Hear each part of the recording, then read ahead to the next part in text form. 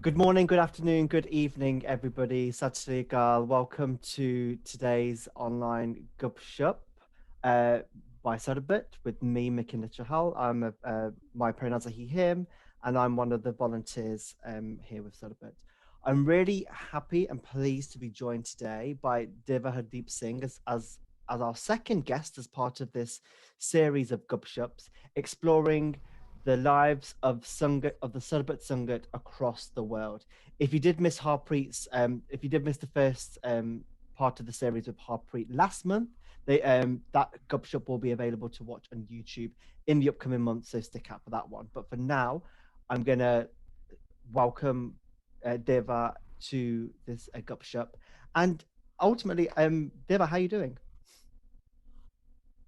Doing good, thank you. Lovely, great.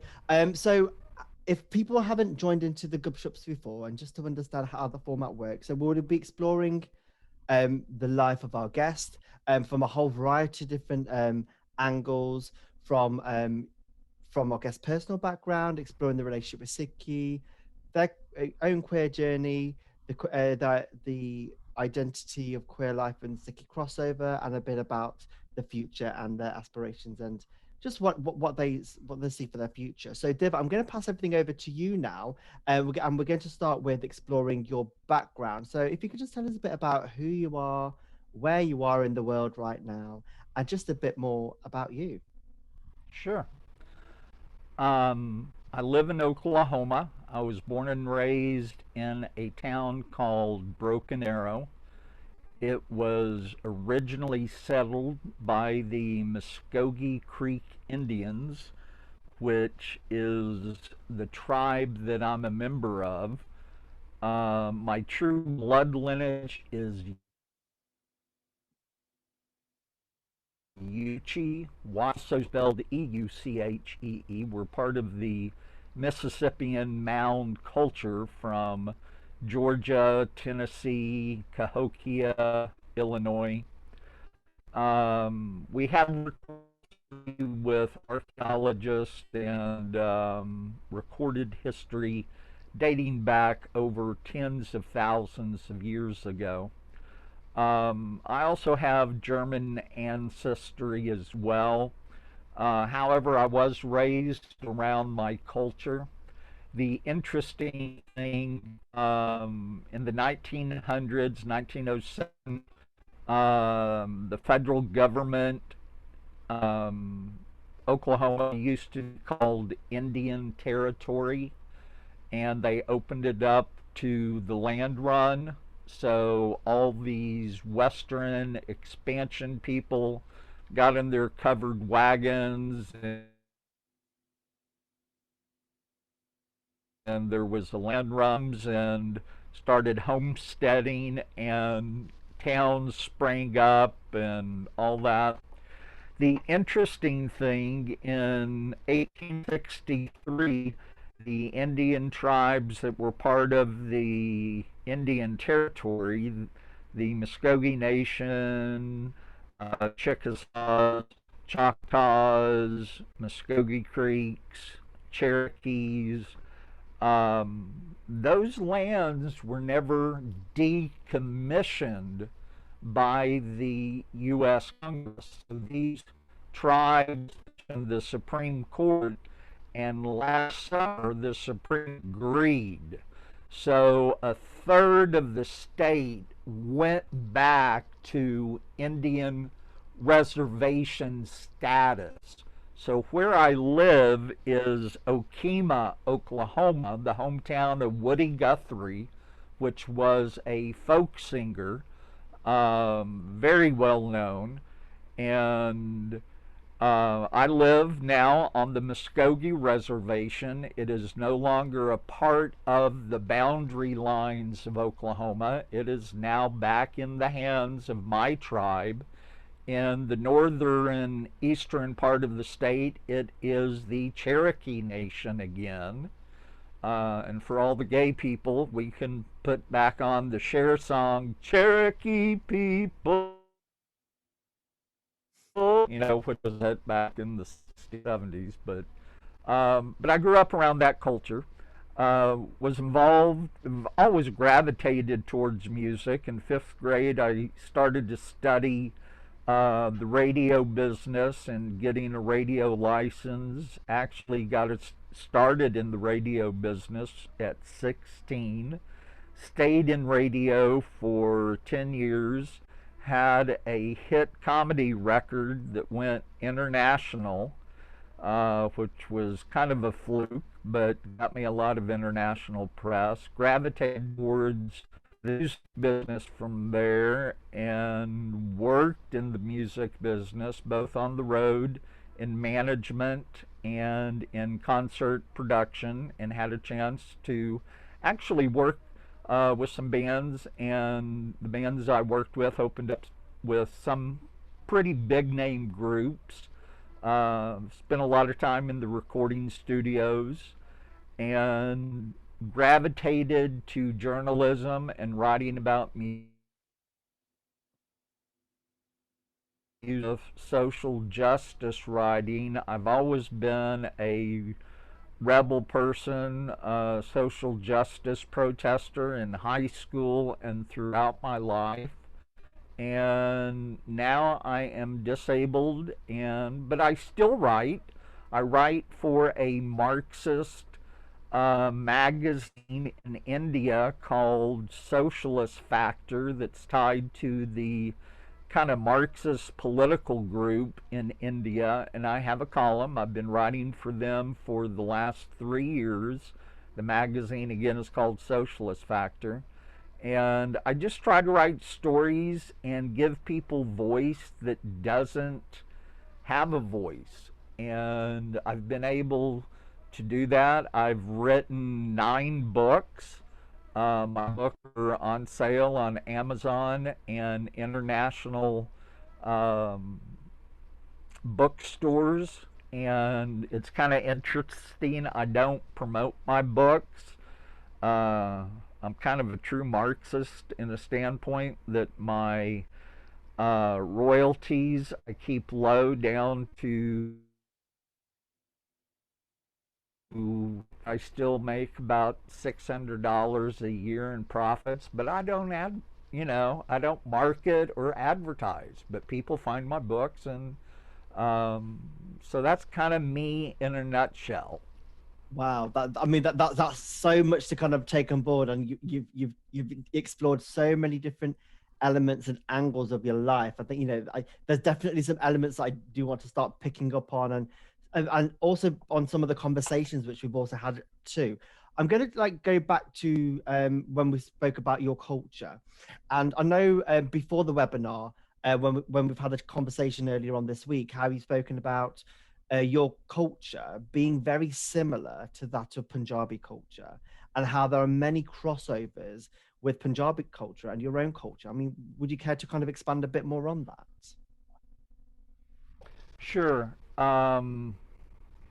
Let me thumb through. This is a book, Unity, and it goes back to the 1400s and the 1700s. And somewhere in here is a picture of some of our chiefs, and they're in turbans. And our people wore turbans, even back in the 1400s, 1700s, and a lot of Indian tribes wore turbans. And we were definitely brown-skinned people. They were called redskins, but we're not red, we're brown. Very matriarchal. We are very respectful of Mother Earth. We all had a job to do. The interesting thing that I find is the respect, that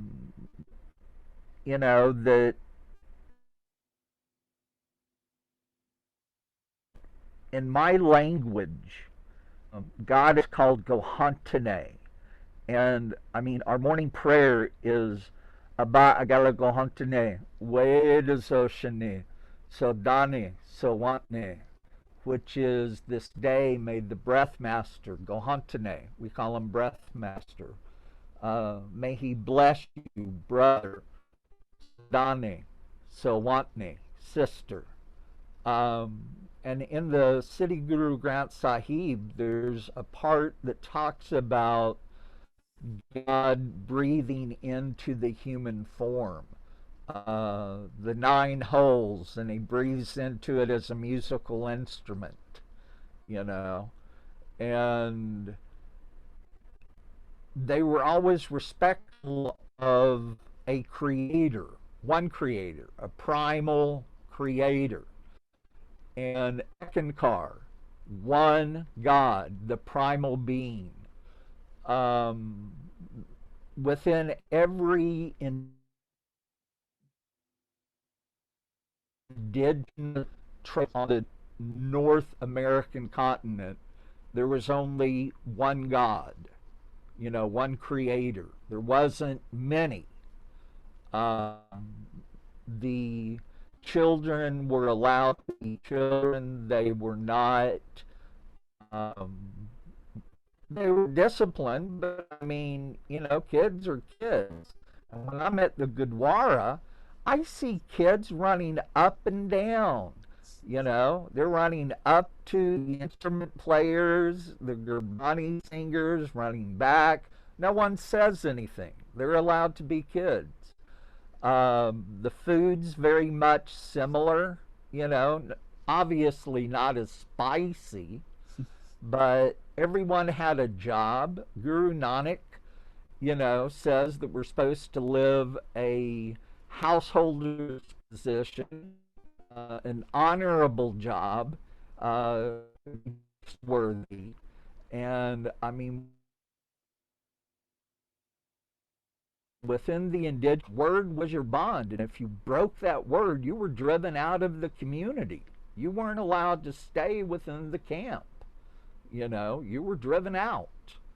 So yeah, there's a lot of similarity in the culture, and I mean, to look at the Punjabi culture, they were indigenous to the Pakistan Indian area where they still are. So I look at it as they are an indigenous tribal culture. They're just not a group of people. They are indigenous. And there's very much similarities between the indigenous people around the world. The indigenous people on Australia, their rock and cave drawing time periods, the same type of rock and cave drawings that we find in America. So I mean, as society grows, even though we didn't have the internet, the telephone, or radio, or television, cultures grew somehow at the same time. And that is through the connection to the spirit world, to the ethers. And in the City Guru Granth Sahib, it talks about the ethers. It talks about the cosmos. It talks about reincarnation. You know, there's a mystical part of the indigenous culture that Guru Nanak grew up under. And so I identify with that as a Native American. So when during COVID, I had some very serious health concerns. And, you know, I come from a Southern Baptist background, Lutheran, Catholic, liberal Catholic, Eastern Orthodox deacon from the Russian lineage. I've been, and the Eastern thought process is very much tied into Eastern mythology. Okay, there's a reason why Eastern Orthodoxy is called Eastern. there's an Eastern thread through that is tied to the Eastern thought process in the Eastern continents, which is India and, Pakistan and all that. So there's mysticism in there, and it is mixed with tribal cultures and mysticism. And so I was never happy spiritually because I've always studied mysticism throughout my life, and it's like rabbit holes. One book will lead you to another train of thought, and then you spend your lifetime jumping through a rabbit hole without getting to the finish line. Mm. And I started, and I know I'm kind of jumping around, and we'll get back to, the culture, but when we get to the secret part, remind me to get back to health use and atheism.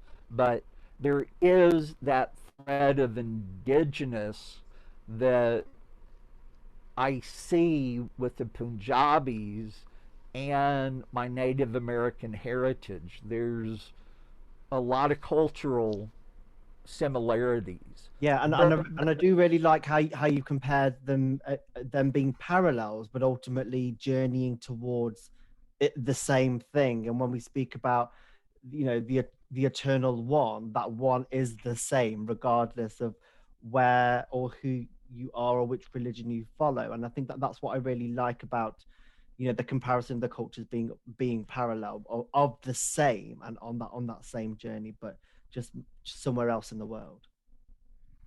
Sure, and it is verified by what Guru Nanak says. You're not Muslim, you're not Jew, you're not Christian. We are all answers. We're all related. We're all connected. And when you can look at the world in that fashion, then we're on a higher path of consciousness of love. And that's what it's about. It's not about what makes us different, it's about what makes us similar. Hmm. No, absolutely, absolutely. And I think that that's kind of a nice tie-in into exploring your relationship with Sikhi in particular. And I know, like, with a lot of people who are of Punjabi culture and heritage are almost born into Sikhi, while Sikhi was a journey which started later on in life for you. So, like, it would be nice to be able to explore your, like, relationship and journey into Sikhi. Like, how did you find Sikhi, or how did Sikhi find you? Um, Throughout my lifetime, I've been involved in a lot of work, and so I've always seen, um, the turban people, as I called them back in the day without knowing anything. And I knew that they were peaceful. I knew that they respected all religions. But basically, that was it, because I was on my own path at the time. I was comfortable with my own path. But, that was it. Um, my sister, on the other hand, has had a lot of health issues. And through the years, she has been involved in restorative yoga. And she's always pushed me to get involved with yoga. And I've tried hatha yoga. I knew John Friend personally, who was a hatha yoga teacher. And I practiced hatha yoga for about 10 years. And, it wasn't a daily practice, but it was pretty semi regular. And, it helped, but it just didn't really click with me. And hatha yoga was also tied into siddha yoga, and City Yoga had their own issues. But I kind of like some of the mindset of where City Yoga came from, but I just wasn't really into the guru status of a living human being that's in the present moment that wanted to be worshiped. I just I just kind of find that bullshit, you know. I think we're human beings, and I think as human beings, even the city Guru Granth Sahib says that, you know, as human beings, you can get into the political power of things, and you start dancing with Maya, and you get lost in that. And as the Sikh, you can't judge, you know, so you're on a very tedious seesaw of trying to find that balance of not judging and seeing other people as God, you know, that they're a creation of God and God is in them. So you're on this seesaw trying to find a balance. But we're human beings, so we're going to fail. We're going to make mistakes. So I think anytime someone sets themselves up as a guru, that's just, it's going to lead to problems. But I think the messages sometimes can be good, but you got to be careful in filtering those messages, because if you don't have a solid foundation, you can get lost in that. But I'm disabled. I have neuropathy. I have diabetes. I have asthma.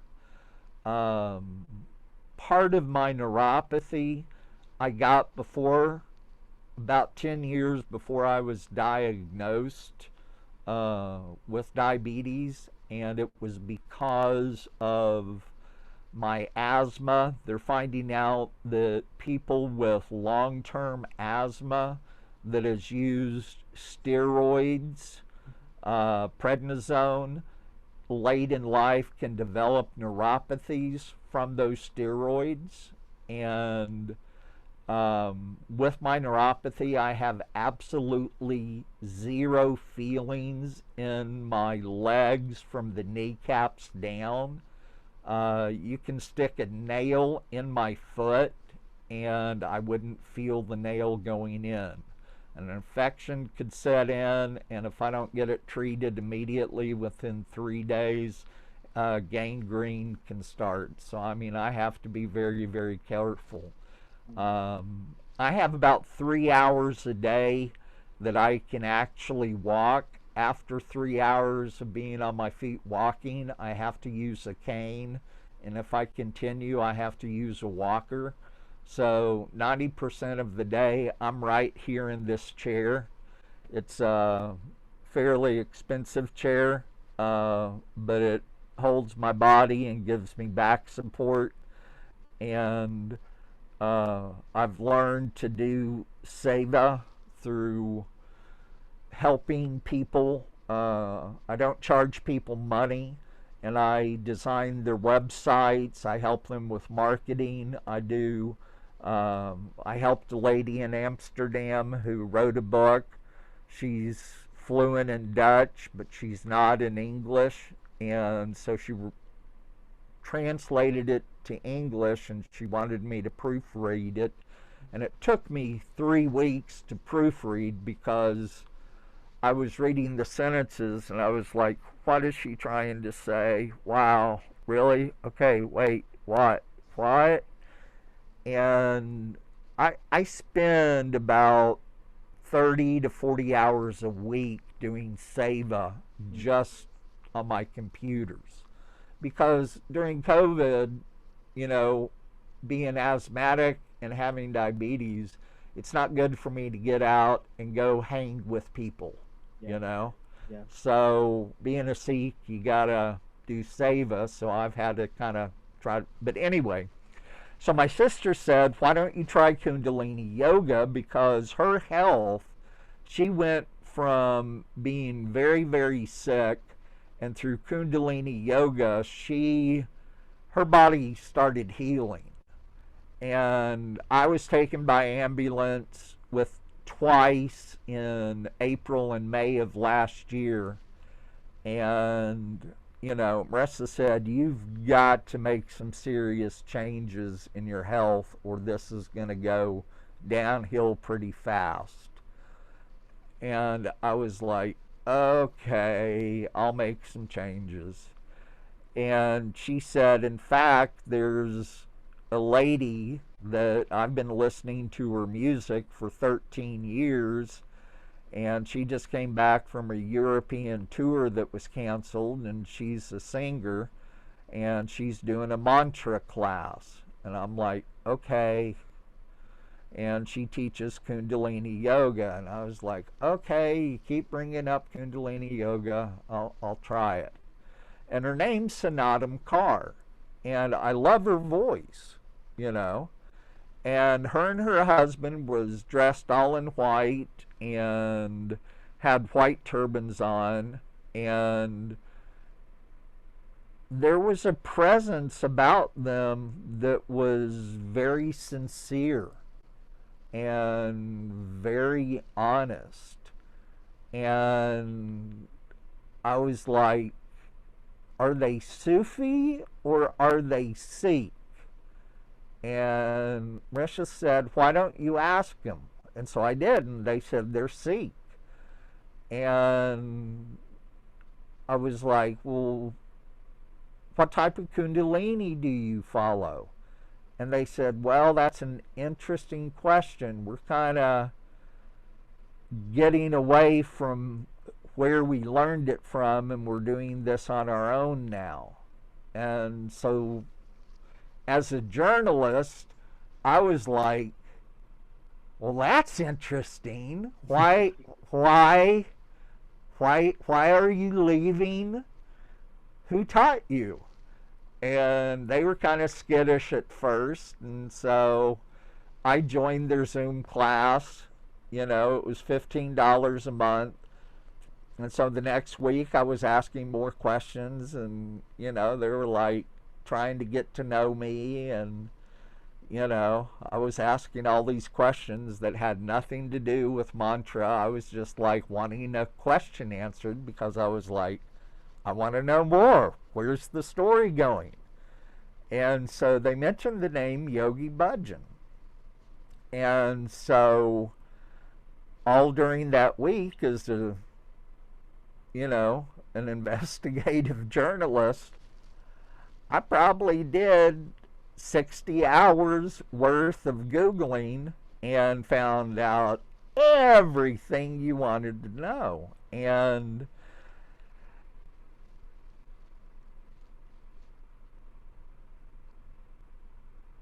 it was just during the beginning part of some accusations against him. But there was a lot of things that in the 60s he introduced Sikhism to the hippies. And so I was like, well, I want to study Sikhism. But if I'm going to study it, I want to go to the source. So I downloaded the Siddhi Guru Granth Sahib. And since I was in a lockdown status from morning to the time I went to bed, I was reading Ong pages 1 through 1430, just continually. And you know, I've been a poet most of my life, and I've went to slam poetry contests. I've had, a plethora of published poems throughout my life. I have my own poetry book published and for sale. And the first thing I noticed was it's written very poetically. So I mean, it's written in a language. The English translation of it is in a format that I love.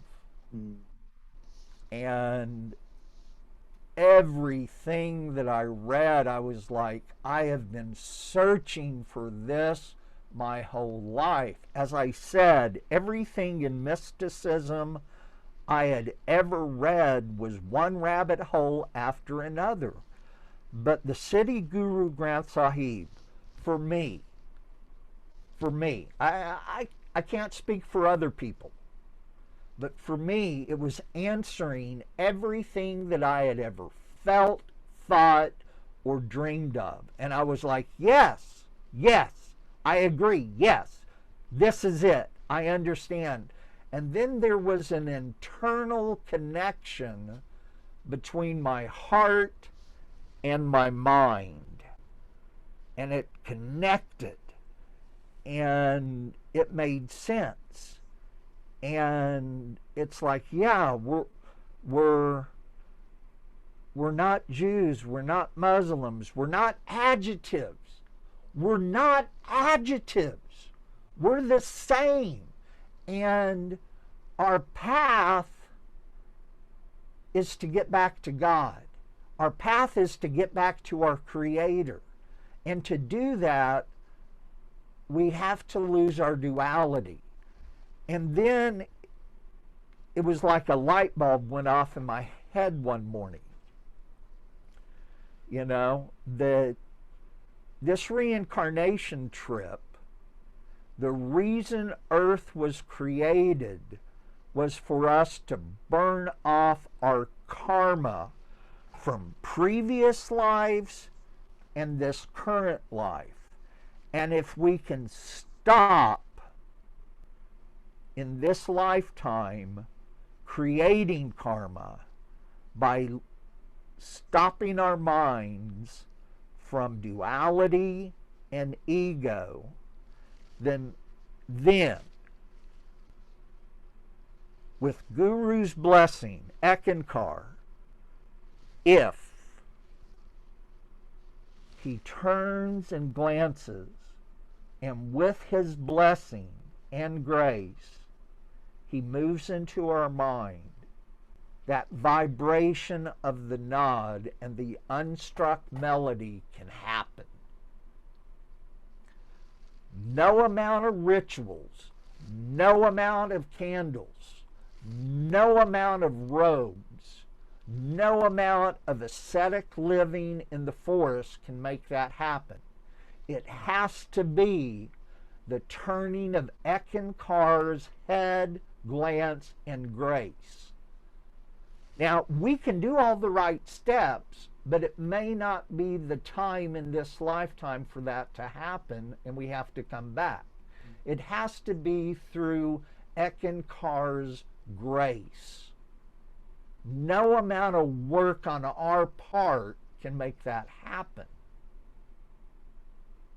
But Earth is here. We finally solved what all the philosophers have ever wondered. Why are we here? We are here to burn off our karma and reconnect to God. And it's all right there between Ong 1 and Ong 1430. It's all there. All you got to do is read it. And I can really hear how, like, you made such a spiritual investment, but also like a physical investment into understanding, Sikhi by reading the Guru Granth Sahib and actually understanding, because I know for a lot of people, if they ever do have the time or the privilege to be able to read the Guru Granth Sahib, it can go over you unless you immerse yourself in it fully. But even then, so there could be different parts which could be, you would read one time, you'll read another time, it may mean something different to you.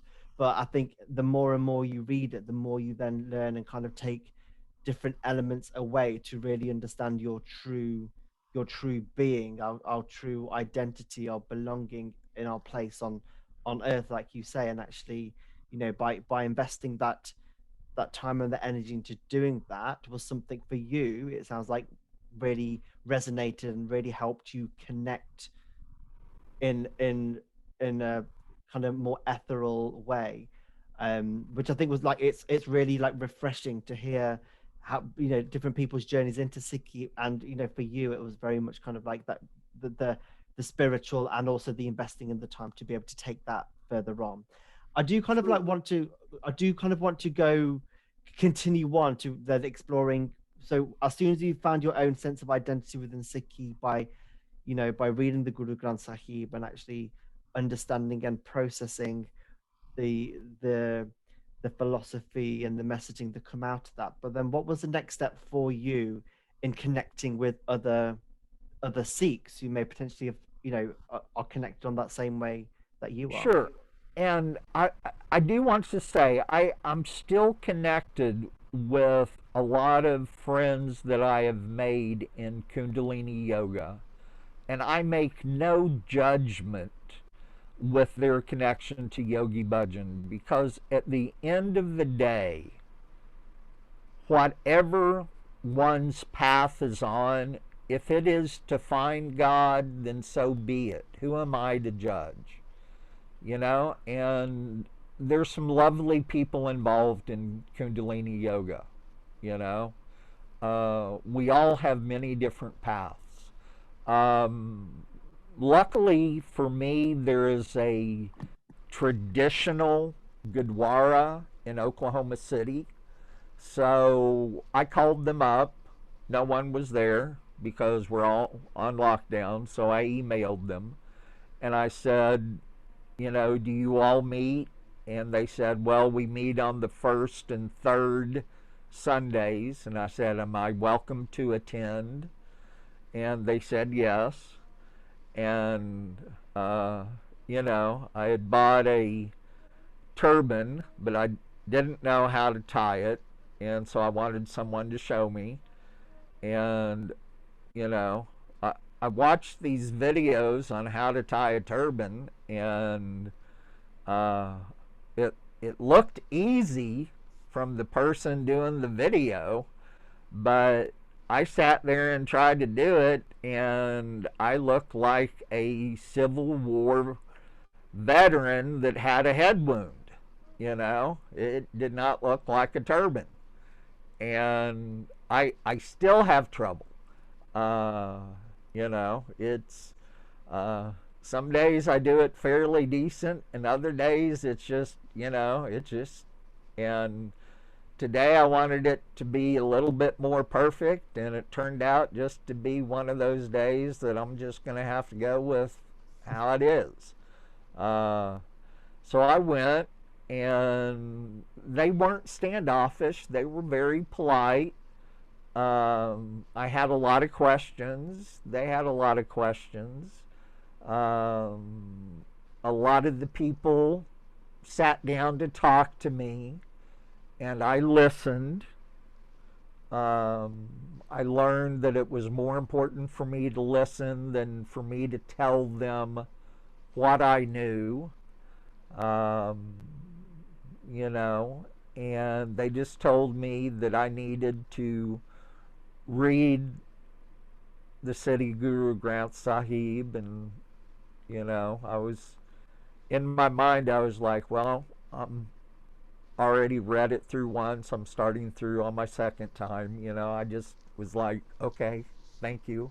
But I kept coming back, and the second time I was there, they were like, well, he's back. Third time they're like, wow, okay, he's kind of serious.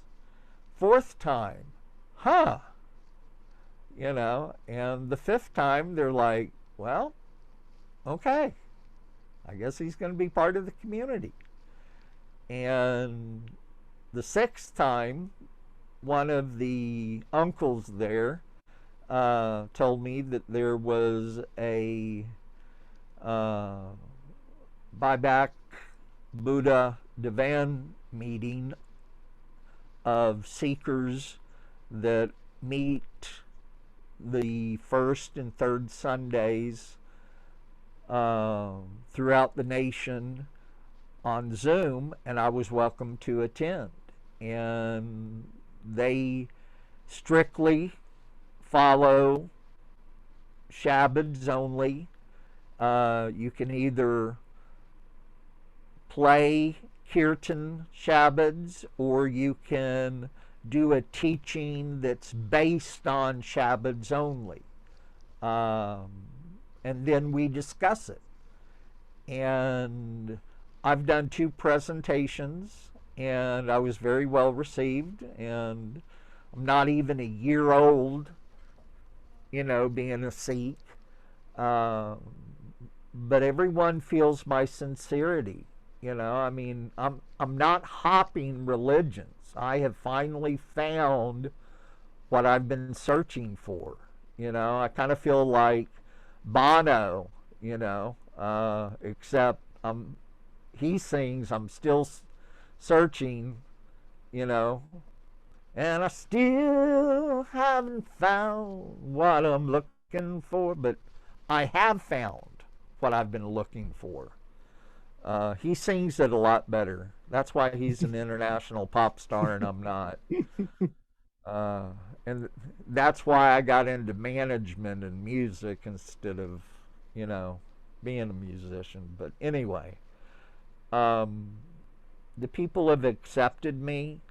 Many of them have reached out to me and told me that I have been a blessed addition to their community. Um, I've done Seva in the Linga Hall.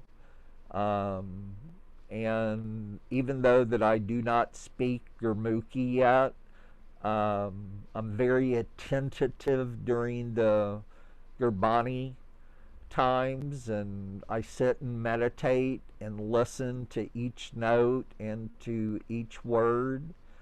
And the more I listen, the more I'm learning. And, I do know, the Mool mantra. So I'm picking up words, and, in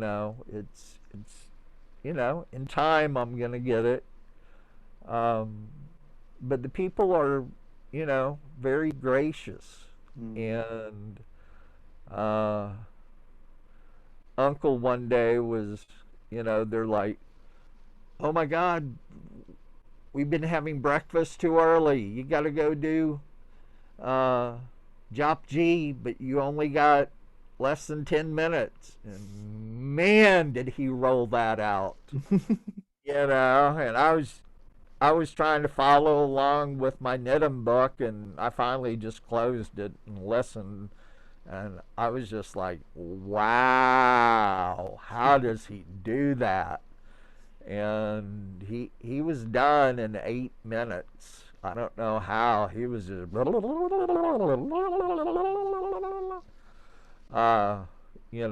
but wow. I think once people read Jabji Sab and get into the swing of reading Jabji Sab, because I even know like my mom, when I hear her doing bath and when I hear her doing the Jabji Sab in the morning, like I'm like, that is at pace, But I guess it's kind of like taking a step back to understand, like, you're not just doing Jabji Sab for the sake of Jabji Sab. Jabji Sab has a purpose for you starting the day, and I guess when time is of the essence for a lot of people, still having that daily connection, no matter how long or how short a time you have, it is still taking that time out of your day to rekindle that connection. Um, He's in his late 70s, so he's been doing it for over 70 years, so every day. So he's got over 70 years on top of me. So, but yeah, the people have been very good, and I feel very blessed to be a part of that community because um, they're in line with my understanding of the Shabbads and of the saints that I have met that are part of my community there. And it's not rigid. They accept queer people. They don't make it an issue. They accept all people. And it's not a typical Gurdwara. It doesn't really follow all the different laws because, laws are man-made. I mean, when Guru Nanak was following his village to village tour, I mean, he didn't have tour t-shirts, but him and Mardana were traveling their music tour, and the very first village heard the very first Shabbat ever. And it changed people's lives instantly. And changed it so much that years later, they still remembered the melody and they still remembered the words. Even though Guru Nanak and Mardana was only there one day, the radical changes that it made in their lives, they remembered. The Shabbat changes our lives. And Guru Nanak was not a Sikh. Buddha was not a Buddhist. Christ was not a Christian. Those are man-made religions. And when you get man involved, you get those laws and you get away from the true message. And my Gurdwara is kind of part of what happened in 1925 in the Gurdwara reform movement that took place in India. When the local people said, we're taking this back over. We're getting back to our traditional roots. And I appreciate that because, I don't need a little booklet of rules of telling me what I can and cannot do. That's between me and God. If God doesn't want to do me something, he'll whisper it in my heart and in my mind. I don't need a little booklet to read to tell me what I can't do. And in fact, I was talking to one of my mentors from my community whose mother was a diabetic, and he helped take care of her. She's passed on, and he's very concerned about my diet and is always asking me how my health is doing. And, he said, are you eating meat? And I said, well, that's kind of surprising. I thought Sikhs are not supposed to eat meat. And he said, who told you that? Which Shabbat is that written in? And I said, I haven't read it in any Shabbat. And he said, exactly. It's written in rules, but it's not written in any Shabbat. He said, don't listen to rules written on a sheet of paper that's not in the Shabbat. Follow what's in the Shabbats. Follow your life between page 1 and page 1430. If it's not there, don't worry about it. Which goes back to this whole issue, about gay marriages and queers. There is nothing between Ong 1 an Ong 1430 that says anything about gays or queers. Nothing. Absolutely nothing. Now, there's stories in there about men and women getting married, but they're stories. It's an analogy. It's expressing a thought, a concept of here's an idea so that you can understand this message, and it's wrapped in a fable, in a story legend. It's not saying you have to marry a woman or a man. It talks about the devotion of love that's between a couple. And that's the type of love that you should have with God.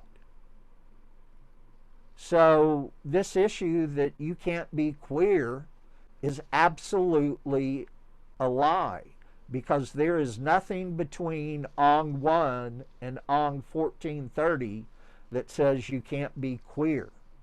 I think going back to when you first found, and were drawn to Sikhi, was there, and with your own queer identity too, was there any kind of like crossover for you to think about, what like, were you aware of like how queer friendly Sikhi would be before a kind of reading through the Shri Guru Granth Sahib, or was it something which reaffirmed who you were as a queer person?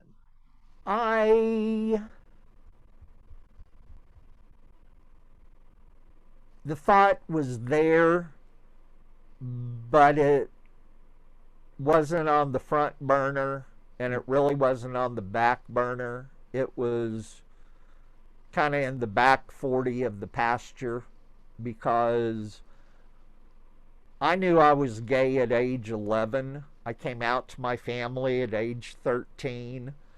I've had an active boyfriend from age 13 forward up until my late 30s, early 40s. And then I've been single most of my 40s to, I'm 58 now. I've been single for a very long time.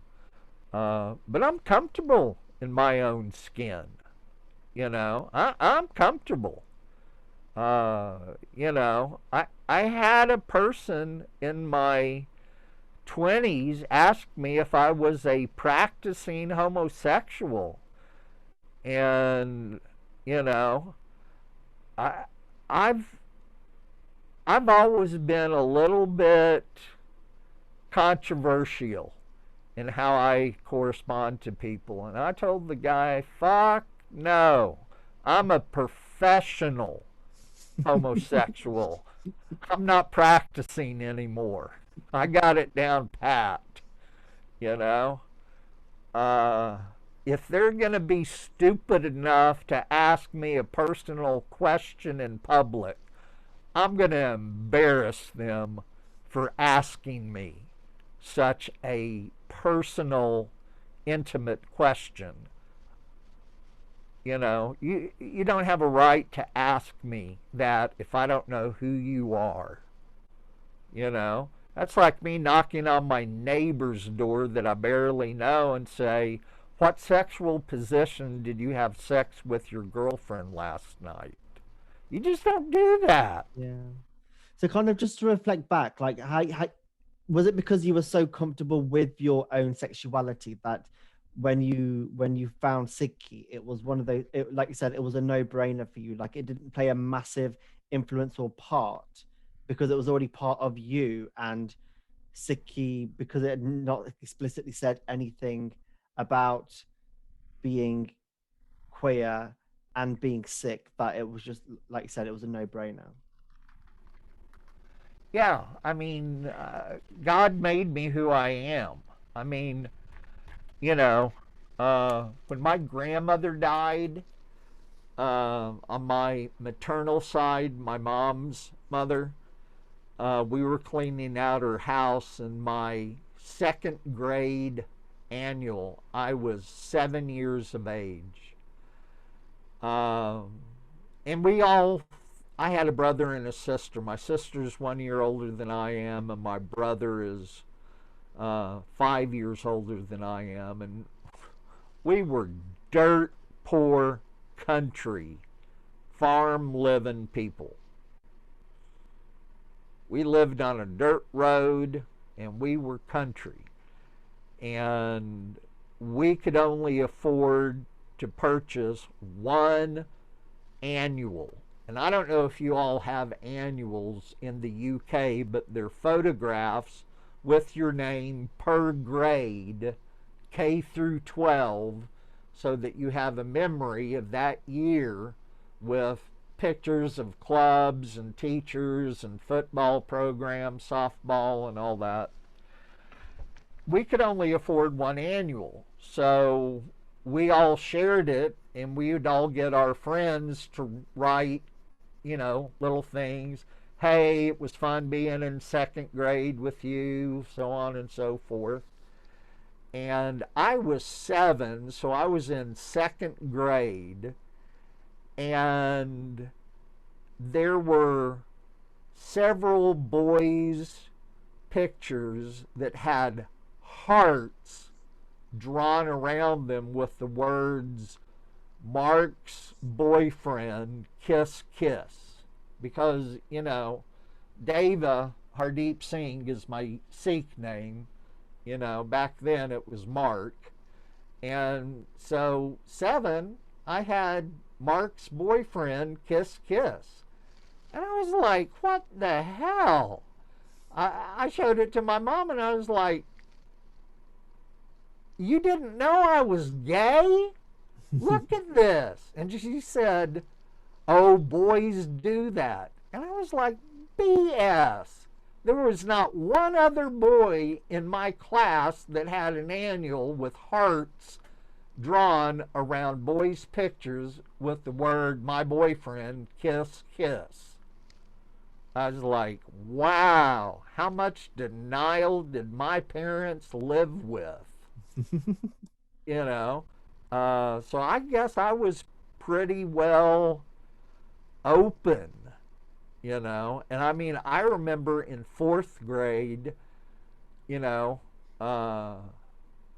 was in the bathroom with a kid in 4th grade too, and he had said that his dad used a bullwhip to punish him, and he took off his t-shirt to look at the wounds on his back. And when he took off his t-shirt and I saw his bare chest and back, I about fainted in 4th grade. I was like, oh my God. So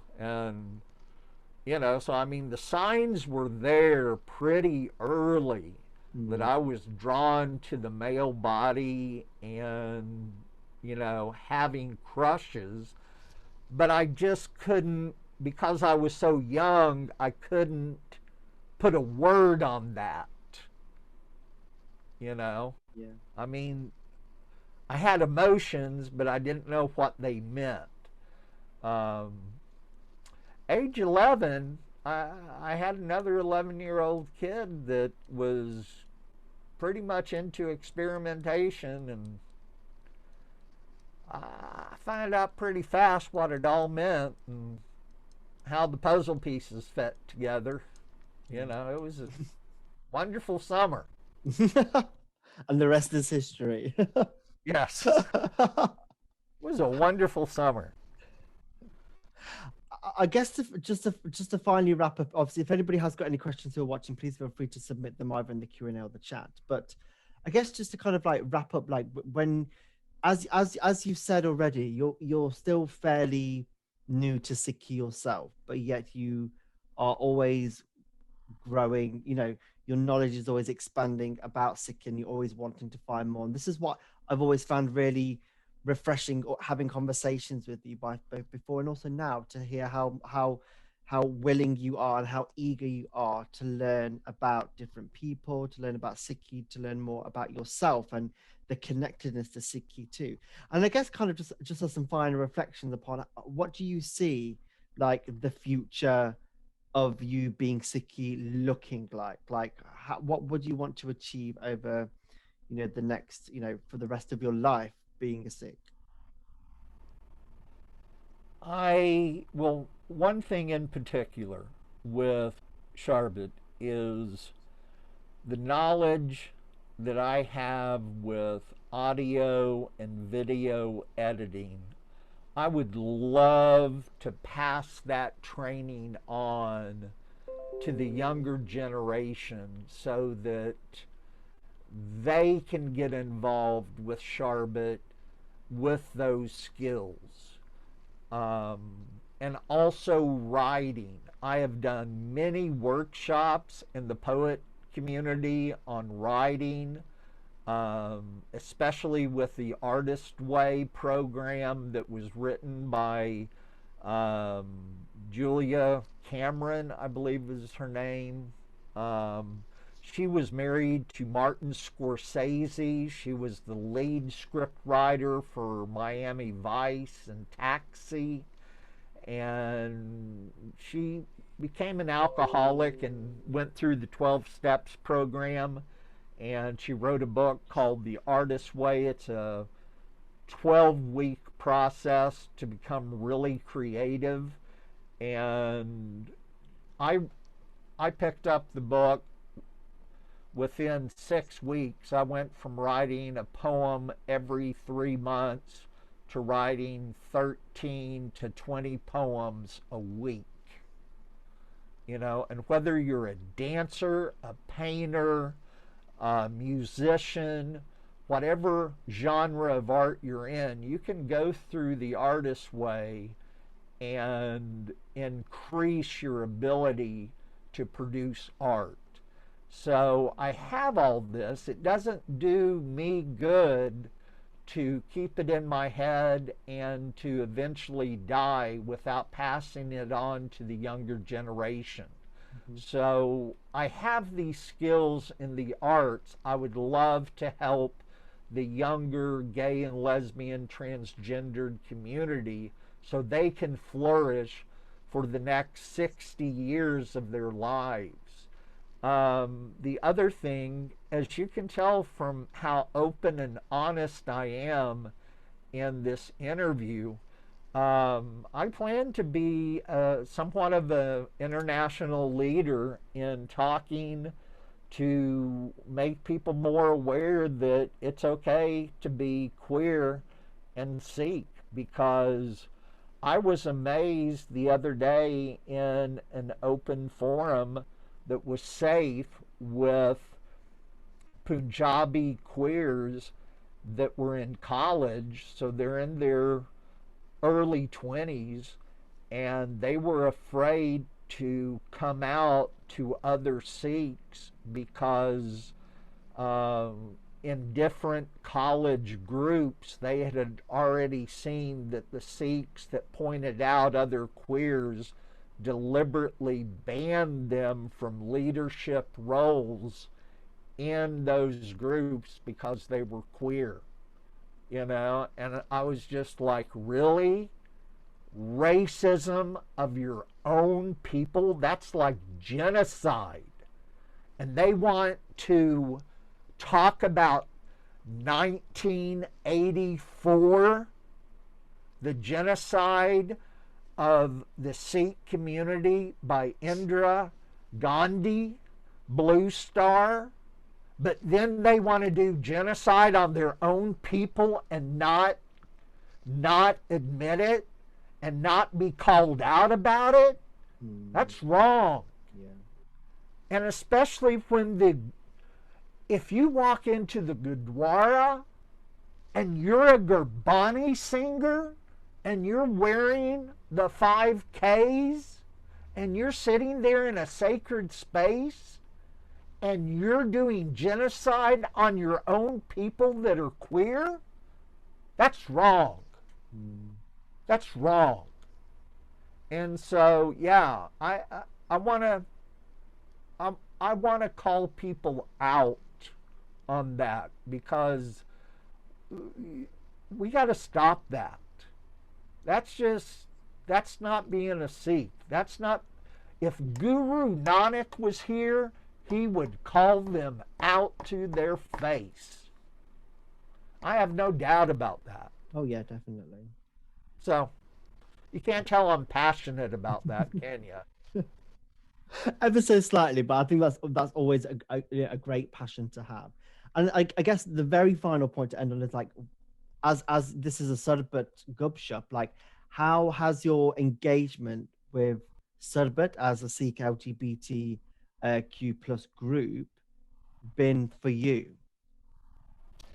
It's been a great outlet. I mean, um, number one, I found Sarbat by Googling gay Sikhs, you know. Um, Gotta love Google. Uh, and Sarbat came up, and I was like, really? America has absolutely nothing, and the UK's got it on, you know? And so I signed up because, when you're on a lockdown and you can't leave the house too often, this is my social life. And it's nice to build up friendships, And I love the board game day. I love the day that we were playing different games. I absolutely love the book readings, the discussions. I've made friends. I look forward to the events. I love the first gup-shup, and I'd sign up for the dancing, but dancing and being stable on my legs, it's just, I can't do that. Dancing's just not in my peripheral option of things I can do. I can sit on the sideline and cheer everyone on, But I think it's great. Uh, But I think it's great to be involved in like whichever way is most comfortable and accessible for you. And I think that's something that, as a group, we're also really really proud of. Um, yeah, Deva Hardeep Singh, thank you so much for joining me for this GupShup today. It's been really insightful, and I'm forever learning new things about you. And I think and it's great to hear how much passion you have within Sikhi to be able to share, not just within your immediate circles, but so many broader circles around you as well. Um, what I posted some links in the chat for some of the upcoming events which we've got. So we've got, as mentioned, the Bhangra class. We've got Vaisakhi special as well, Keaton and Bart on the 17th of April. And the Deva's also mentioned as well the board gaming socials. We've got a second one of those happening on the 23rd of April. If anybody has got any questions, now is the time. But what I will also do, I'll launch a quick poll for those who are watching, just a quick 3 questions just to answer to feedback, as this is one of the GupShups which has been funded by the COVID-19 Metro funding, which Sarbat has been successful with obtaining. So yeah, if anybody has got any questions, please feel free to submit. I think we've covered so much ground today that, I could probably keep on asking you questions time and time again. And I know if anybody does come across Deva within any of the socials, I'm sure you'd be more than happy to have a conversation with people both online and offline too. sure, sure. You can tell I'm a very open, transparent person. And I think the GupShup, I mean, if we're going to get to know each other as a community, if I hold back, then you're not seeing the real picture of who I am. And I'm just trying to be honest and sincere. This is who I am. I make mistakes like everyone else. I'm not perfect, you know. There's not a night that I don't go to bed that I don't ask God to forgive me of, the mistakes I made during the day.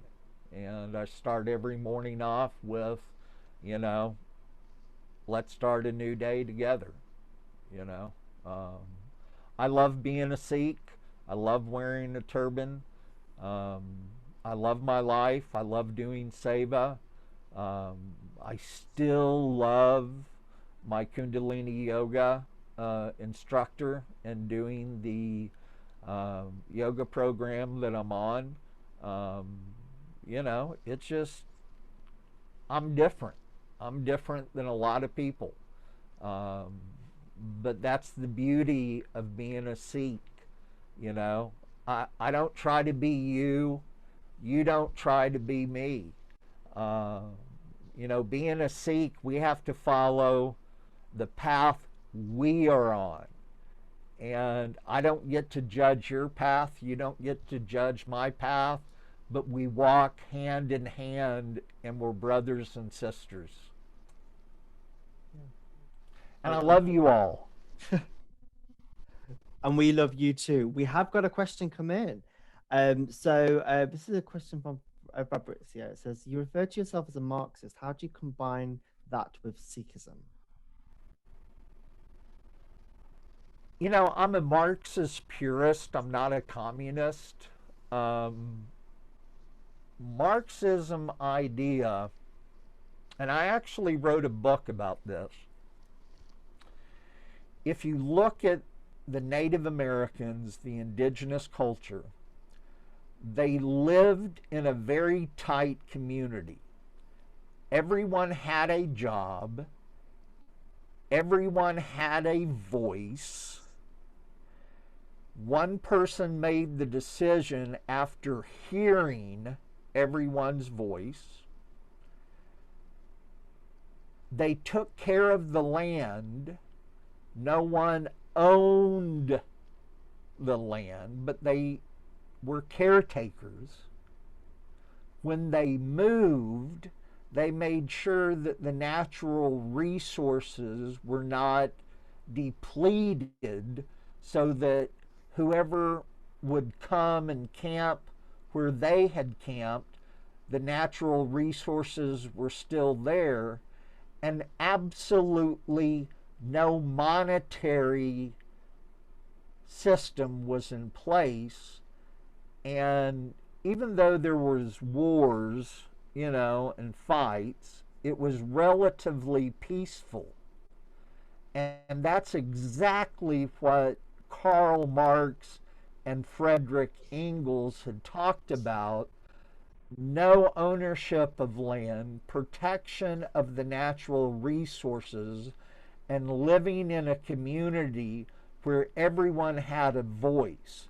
So if the indigenous cultures lived like that for over 100,000 years prior to colonization and survived, we can do that again today and survive. So I am a Marxist purist, not a communist. So I hope that answers how I can say I'm a Marxist and still be a Sikh. I'm not a communist. I believe in the ideal of community that Karl Marx talked about.